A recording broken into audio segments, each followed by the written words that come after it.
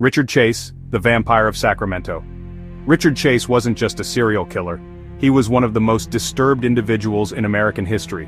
His crimes were so gruesome that they earned him the nickname, the Vampire of Sacramento. His story is a chilling mix of mental illness, unchecked violence, and pure horror. Early life and troubling signs. Born in 1950, Richard Chase grew up in a strict household, where his father was allegedly abusive. As a child, he displayed early warning signs of psychopathy, killing small animals, setting fires, and wetting the bed, a combination known as the McDonald Triad, often linked to future violent offenders. As he got older, his behavior became increasingly bizarre. He developed severe hypochondria, believing that his body was deteriorating. He was convinced his heart was shrinking and that he needed to consume blood to survive. The descent into madness. In his early 20s, Chase was diagnosed with paranoid schizophrenia. He was institutionalized after being found injecting rabbit blood into his veins, causing him to become violently ill. While in a mental hospital, staff noticed that he would kill birds and drink their blood. Disturbingly, they called him Dracula, as a joke.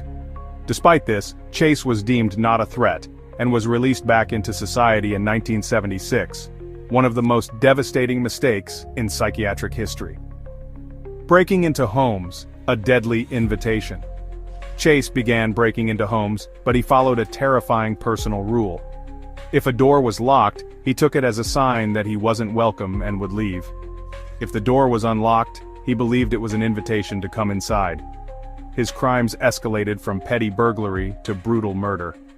The murders begin. First victim, December 29, 1977.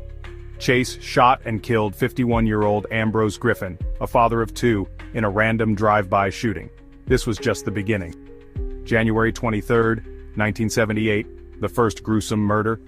Chase entered the home of 22-year-old Teresa Wallen, who was 3 months pregnant. He shot her 3 times, then mutilated her body in ways too graphic to describe. He smeared her blood on his face and drank it. January 27, 1978, the massacre.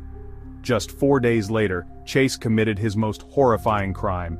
He entered the home of 38-year-old Evelyn Murath and found her with her 6-year-old son Jason, her 22-month-old nephew David, and her friend Danny Meredith. Chase killed all 4 victims in an act of unimaginable brutality. He shot Danny first, then murdered Evelyn and the children. He committed horrific acts on Evelyn's body and even attempted to extract organs from one of the children. Before leaving, he stole the baby's body and took it back to his apartment. The capture.